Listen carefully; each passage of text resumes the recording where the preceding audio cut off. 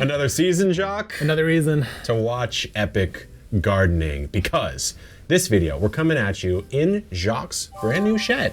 Pretty nice. He's already made it a home, let's just say that.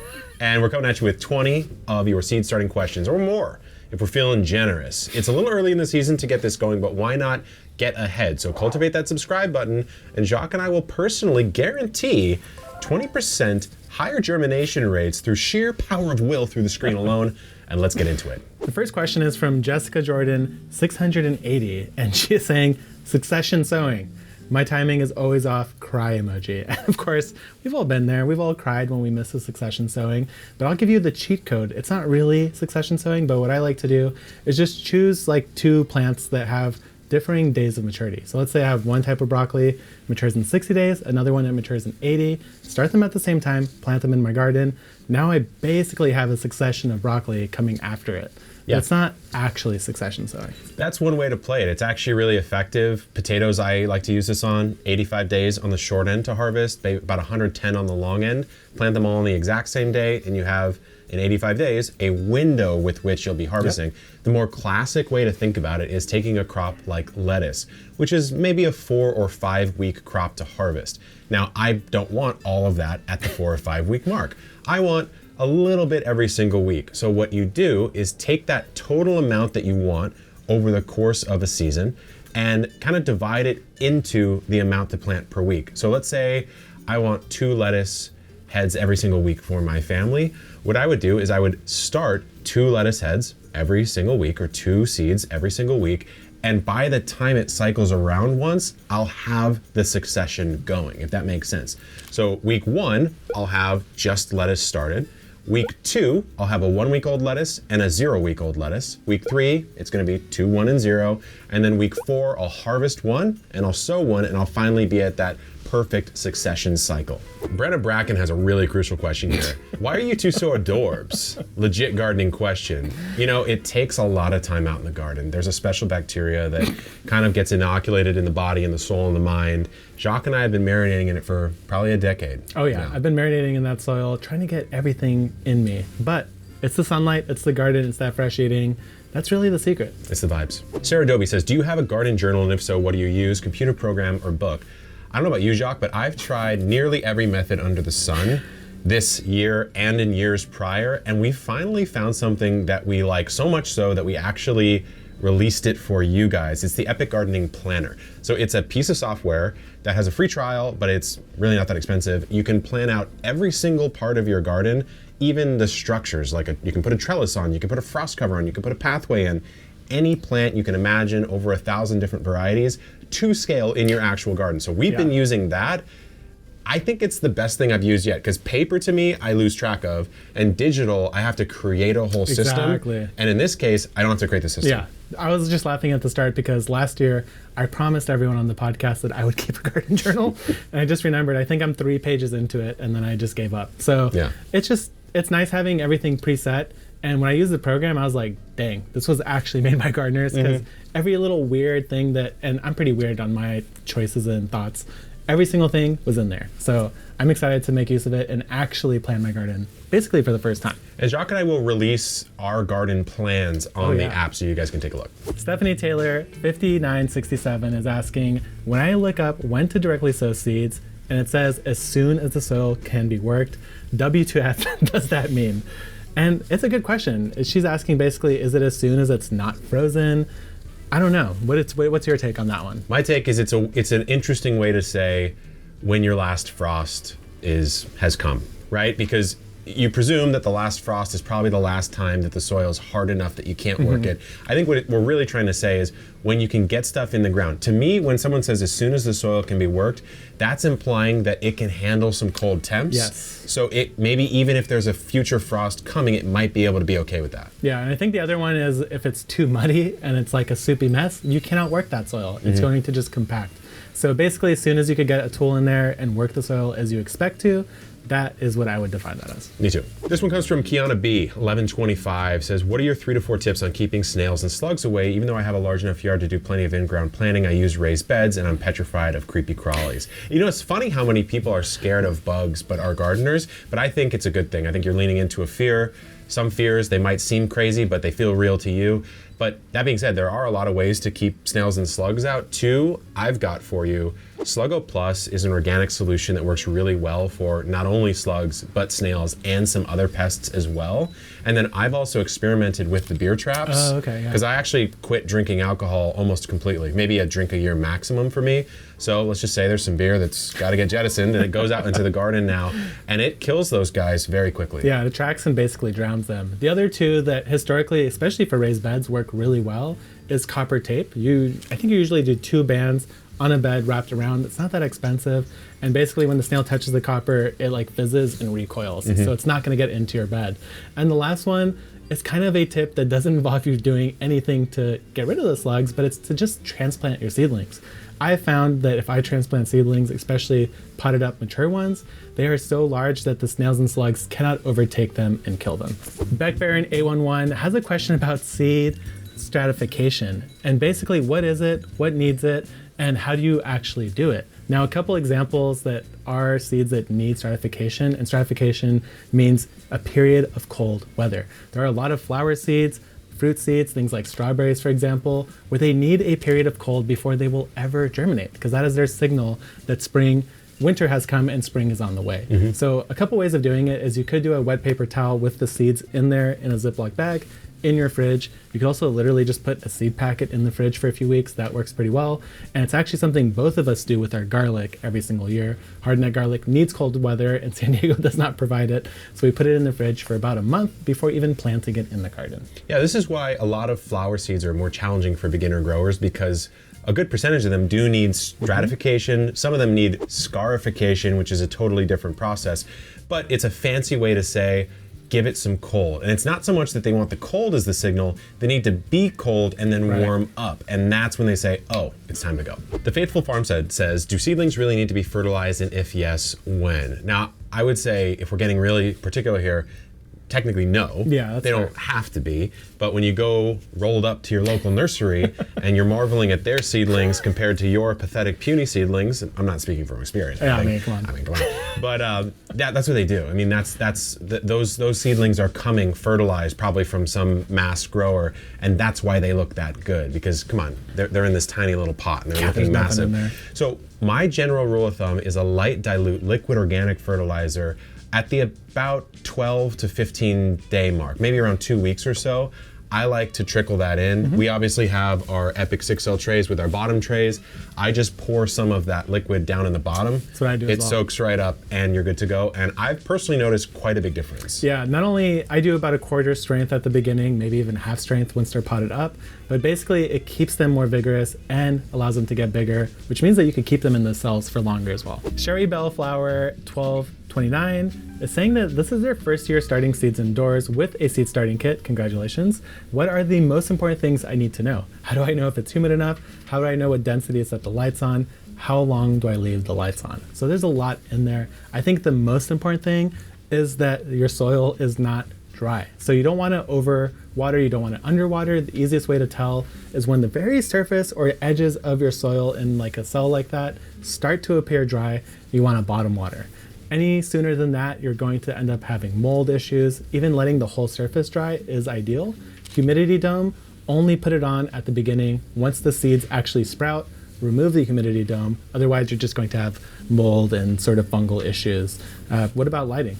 Lighting is probably the area where beginners, especially in their first year, can make mistakes. I actually went up to Santa Ana and filmed a video with my brother last year, a total beginner's guide on how to get started that did really well. A lot of you guys enjoyed it. And lo and behold, about a month later, he texted me a picture of, what can you imagine? Very floppy seedlings. Floppy, stretched out seedlings. And it's totally my fault because I didn't tell him about lighting your seedlings. The thing you have to remember is there's actually a light shining on our beautiful faces right now. And to the human eye, that looks pretty bright, right? But to a plant, they don't have eyes. They're using the photons to photosynthesize and generate actual energy they're using to grow. So when something looks light enough, it doesn't matter for the plants. The really nerdy sort of horticultural science behind this is it's really about the density of photons that is hitting the surface of the actual plant tissue itself. But the general rule of thumb for a first-year beginner is put lights as close as you can to the surface of the plant's material without it burning or wilting. And that's gonna be probably 2-3 times closer than you think. Garden Wizard with a fun one. What's the craziest plant y'all have grown from seed? Mine is Tower of Jewels, Echium Wild Predii. It's pretty impressive, my friends. I love that one. Well done. I don't know, for me, I've grown loofah gourd from seed. I've grown Job's Tears, which is kind of a cool bead-shaped grain looking thing. What about you? Me, the weirdest one is probably the monkey puzzle. Oh, you did that? Yeah, I have 2 in the greenhouse right now. It's a pine nut that's literally this big, and I think 2 out of 4 of them made it. So I actually now have little seedling trees about this big, and I don't know where the heck I'm gonna put them because I think they get like 200 feet tall. So. But I started it from seed, and that's all that matters. That's all that matters. And if you have something crazy you've grown from seed, drop it down below because I'm actually really curious what you guys are doing. Running Red 54 is wondering if a seedling can start off diseased, and how is that even possible? Basically, yes. That is possible. There's a few different ways. First of all, you could have disease on a seed. Mostly if you're getting it from a seed supplier, that's unlikely. But if you save the seed yourself and maybe you didn't wash it or ferment it properly, or so anything could have happened, that disease can be transferred in the seed. The other one is just hygiene. A lot of times I don't honestly bother to clean my trays very thoroughly, but there is a certain point where you could actually end up cultivating disease in the little bits of soil left in there, and that could also cause your issue at the beginning. Personally, if it's already diseased at the start, I would just toss it and start over. Yeah, with seedlings, and this is a mistake that I've made, especially early on in my growing history, is I tried to save bad seedlings. Not worth it. And think about it, it's starting off really poor right at the beginning of its life. Just let it go. If you love it, let it go. As our good friends Passenger said, I think they won an Emmy for that. But yeah, just let it go. Just let it go. You have plenty of seeds in the packet. You will be way better off. Element is a 0 sugar electrolyte drink mix that I am literally enjoying right now. This is one of my favorite flavors, watermelon salt, almost at the bottom of the glass here. But I've been using it for about 6 months. Jacques, you've been popping it for about at least 3 months, maybe at least 4. That long. It's used by people in all different communities, not just gardeners, but it's great for us. Like you go out, rock a gardening session, you're sweating, you're behind off, and you pop a drink and you're in a good spot. I mean, your hydration is back on point. Historically, I've been kind of bad at hydrating myself. You've been really good at it. Yeah, but the winter time is hard, and honestly, I've been leaning on these a lot more right now. And here's what's in it. You've got a meaningful dose of electrolytes, free of sugar, artificial colors, and any other dodgy ingredients, 1,000 milligrams of sodium, 200 milligrams of potassium, and 60 milligrams of magnesium. And by the way, they have a cool product that's only out for like a few more days till January 31st. It's their chocolate medley. I've been enjoying that during these cold winter months, but you can get a free sample pack with your order at drinkelement.com/epic, which is drinklmnt.com/epic. If you don't like it, you can ask for a refund, no questions asked. Now, back to the video. General Rollins 1611 is asking what the top 5 easiest seeds to start for new gardeners are. I don't know, there's actually quite a few out there. I think for me, I've always had really good success with tomatoes. They don't seem to be very picky. They come up very quickly. Beans are another one that if your soil is good, they should come up reliably. Any of those larger seeds, honestly, for the most part, as long as they stay wet, they will germinate. Yeah, I agree. I think sunflower seeds, not too hard. You may want to soak them a little bit. Peas, also another easy win. For me, easy means maybe I don't even have to transplant it. So beans and peas, you can just throw them exactly where they're gonna be and they'll usually fare better. But a good rule of thumb is the bigger the seed, generally speaking, the easier time you're gonna have. ZZ9126 has a really fantastic question. They struggle with growing cilantro, specifically starting the seed. And they've tried a lot of different methods, crushing it, hydroponic, different varieties. The thing that's weird, Jacques, about cilantro is it's really coriander, right? Yep. You're starting the coriander spice, which is the fully complete seed. It's sort of almost like a Chinese lantern kind of vibe. It's surprisingly large. Yeah, it's a large seed, but it's not really, that's more of a husk. Yeah. And inside is the true seed. So what I found effective is slightly cracking that seed, just a little bit of moisture in, then you bury it about 1/4 of an inch deep. Make sure you put something on top of it and keep it nice and wet. It will come up at that point. The problem people run into is the water will not penetrate the hull. Yeah, I think that is the number one, crushing it, just a little pinch between your fingers until you hear it. Works really well. The other thing I'll say is just put more seeds. Yeah. Cilantro is not one of those things where you have to be really ultra particular about how they're spaced out. If you put a bunch of seed into an area and they all come up, you're just going to have smaller cilantro leaves that still taste like delicious cilantro. So that's always been one of my backup methods as well, is to just overseed. Look, a snake. No, that's just her name. When seed starting indoors, how do you reduce the risk of mold? I use a heat mat, humidity dome, and sometimes I get mold starting to form in other fuzzy things on my seedlings. I'm gonna start with that last bit because the other fuzzy things on the seedlings could just be roots. A lot of times the first roots that come up look kind of hairy and fuzzy near the surface. So there's a good chance that it is that. But mold and algae is a classic problem, usually due to overwatering, too much heat and too much humidity, which you mentioned some of those. So I would say remove the humidity dome once the seeds are up. Don't overwater. That's the biggest one. If the surface of your soil is wet, do not add water. That's the number one way to get that algae to build up. But there are a couple more other things. Yeah, so there's two things I want to mention. Jacques' right. There's root hairs, and then there's white mold. Right. And those are very different things. Root hairs are going to look sort of coming out in a circular fashion from the actual taproot or the main root. They're very fine and they're not sort of waving around at all. We'll put a picture up for you. Whereas white mold is very sort of wispy and it's kind of crawling across the surface of everywhere. the soil. It's all over the place. The other thing to prevent algae is really feeding off of nutrition and light. And so you may be getting a little bit of over-fertilization. Another thing you can do, once you take that humidity dome off, this is good for the health of the seedling as well. Get an oscillating fan and have it blowing over the seedlings. That's gonna help keep the surface dry, so it's not sitting on water, building that mold and that algae, but also going to strengthen the seedling itself. Jackie G, 1939, is asking, how do you grow poppies? I tried winter sowing, I tried direct sowing.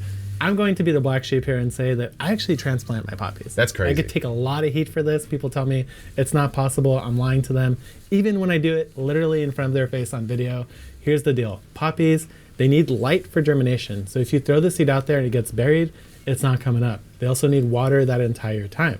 So what I like to do is I take a 6L. Actually, I have an example of it right here. Take a 6L, you lay it down nice and press the soil flat, and then you scatter your poppy seeds on top. And what you're going to see is that I put some vermiculite on the surface. That little bit of vermiculite lets light through, but also allows the seed to stay wet, which dramatically increases my germination. Final tip is that once that poppy has emerged, it's going to take some time for it to grow. Once you see a root at the bottom, transplant it right away. Don't mess with the roots, just dig a hole, pop your seedling in, bury it gently, water it, and it should be just fine. All Things Birth 245. How early can you plant warm season crops if you have a greenhouse or an indoor setup? I'm gonna assume what we mean here is how early can you start warm season crops if you have a greenhouse or indoor setup, right? I think so. Because take a tomato, take an eggplant, take an okra, any of these crops that are classic summer crops, it's a good intuition. You do wanna get ahead if you can. Now you don't have to. You could technically direct sow all of those in the garden when it's May, when it's June, when the soil's workable in your area. But all of us as gardeners, we're working with limited windows, right? You have the start and the end of your season. And so why not put a 1 month, 2 month old pepper, tomato, eggplant in at that first point? Absolutely. And that's what I think we're talking about here. So my perspective, Jacques, is about a month to a month and a half before you'd want to get it in the ground. Because if you think of a tomato, an eggplant, a pepper, maybe the classic ones we're talking about here, you're talking maybe a month before it's transplantable. Yeah, or and so. Peppers maybe even a little longer, because Maybe a those little guys longer. could be real slow.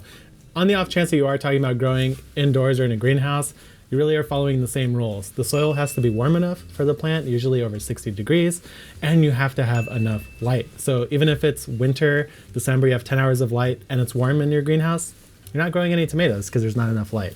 So those are really the main things that stop the plant: soil temperature and the amount of light that it gets. Dr. John MD is asking if we ever use mycorrhizal supplements when starting seeds or when transplanting them. Now, I'll say this: I am extremely inconsistent in my use of mycorrhizal inoculants. I think it's one of those things where I know that it probably has some effect, but it's so hard to understand and monitor that I basically just do it when I remember, and that's it. I don't know if I have a great take on this one. What I would say is I tend to not do it at starting time. So I'm not mixing, let's say, a that's fair. I mycorrhizal never do. fungal inoculant into my seed starting mix. And for those who don't know, this is basically a type of fungal life that can pair with roots, sort of extend the capacity of the roots to take in nutrients and water and then boost the growth of the plant. I tend to do it though, if I can remember, when I'm transplanting. And what I'll do is I'll take some and put some in the planting hole, but more oftentimes I'll kind of sprinkle it on the plant's root. So I would pop something out of our Epic 6 cells like that, do a sprinkle or maybe even a dip, and then I'll put it right in the soil. We should do an experiment on this. I think this would be a very interesting gardening experiment. So I do it, but I am not exactly sure how effective it is. And I'll add 2 more things. I always do it when transplanting trees. I try to be very conscious about that because I know that it benefits them. And I never do it when I do brassicas because the normal mycorrhizal stuff doesn't form a relationship with brassicas as far as we know. Jens Muller says, can I start seeds in regular potting soil or I need a special seed starting mix? I would say a lot of companies want to get you on the seed starting mix. And it's not that they're trying to get you, it's just that they're doing an extra step for you that you would have to do yourself. So when you take a normal potting mix, a big box potting mix, and we had a video where we tested out 14 of the most popular ones to some shocking results, you have a lot of material in there that's very big. You have wood, maybe some rocks, some stones, some weird stuff. Seedlings don't like to have to fight with that. So when you buy a seed starting mix, you're really buying a pre-filtered, screened out mix with fine particles. So what you do, actually I'll let you share it, but Jacques has a pretty cool recipe for converting anything into seed starting mix. Yeah, pretty much choose whatever potting mix you like the most, the one that's reliable for you, and then just build yourself a little filter or sieve.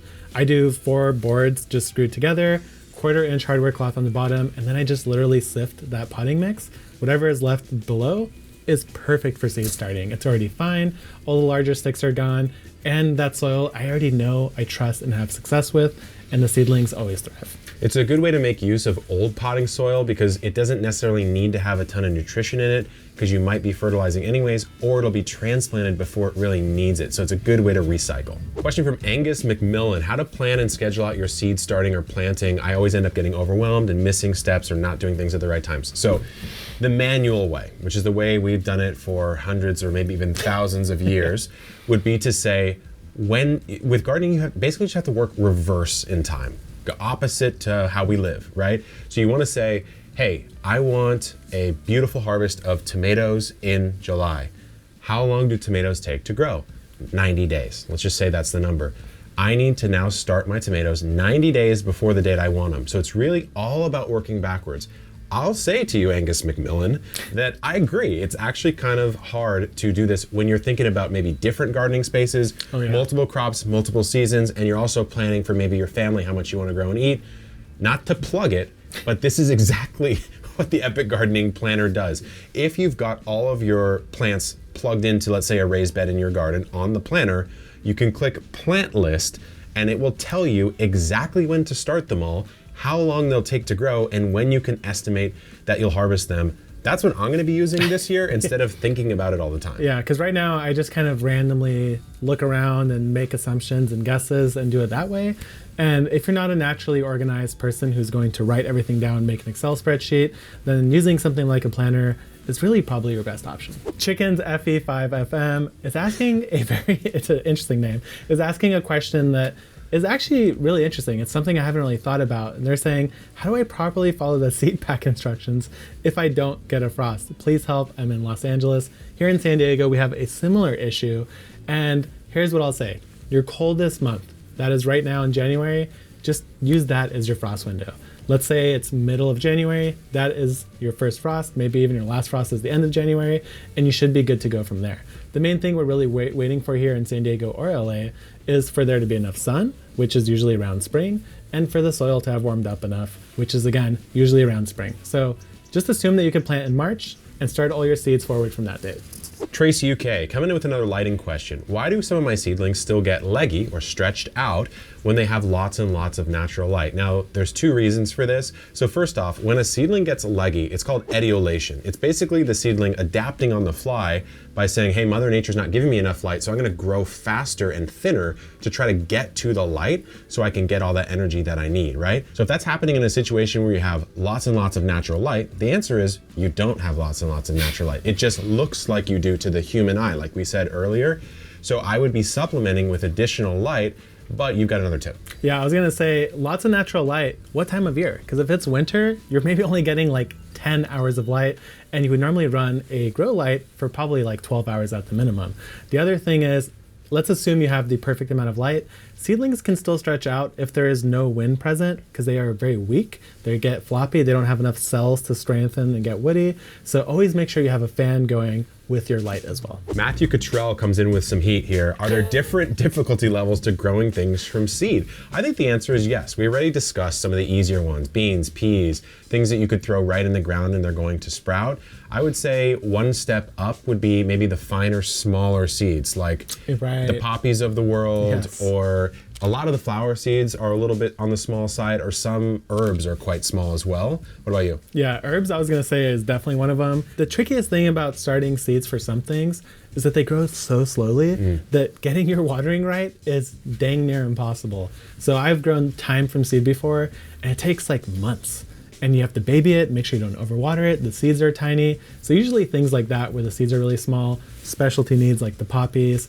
And then there's always those weird ones. Like some flowers I think need smoke or fire to even germinate. So, you know, there are definitely levels, and there are harder ones than even the ones that I've already tried. Nissa Mysteria says, what is a realistic cutoff when seeds are too old to have a good germination rate? Do different types of seeds have longer shelf life than others? Actually, a fascinating question. Yeah. So in 2022, when we acquired Botanical Interests, which is our sort of flagship seed brand, we learned this, like straight up, went to the trenches and we learned all this. Things like edamame or soybean, that does not really even last a year. Whereas you've got some other stuff, certain flower seeds perhaps, and maybe some of the brassica seed, lettuce seed, that can last quite a long time. So basically the way to think about it is seeds are living things. They're just in a dormant state and they're metabolically using almost none of their energy, which is why they can just magically sprout up. But every single year, you have a germination rate target. Let's say it's 95%. So 95 out of 100 of your lettuce seeds are going to sprout. Every year that's going to degrade slightly. And for different varieties, that curve, that degradation curve, is different. So for something like lettuce, I'm just going to make it up. Let's say it's 95, then the next year it's 85, the next year it's 70, the next year it's 50. Well, you're 4 years in and still half of them are going to sprout. So it's still better to give them a shot. And where I'm actually going to tie in another question that I'm seeing here is, how do I know if my seeds are still viable, from Depressed Dog 11?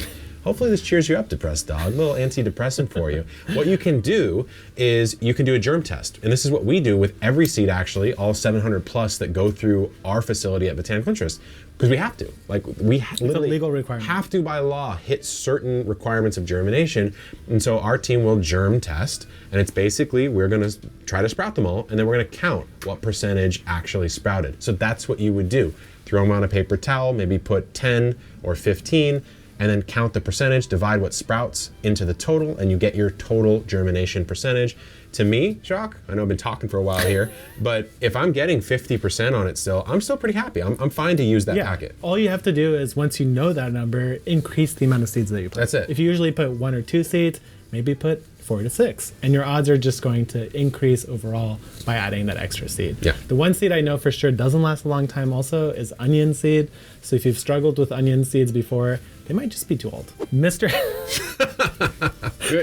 Potato Poo is asking if we've ever thought about hybridizing our own species. If you could, what species would you try to hybridize? Tomato for Jacques? ? Yes, tomato for Jacques. I think I would try to breed a Bulgarian tomato that would do well in my climate and just try to keep going until I crack that code and probably go insane along the way.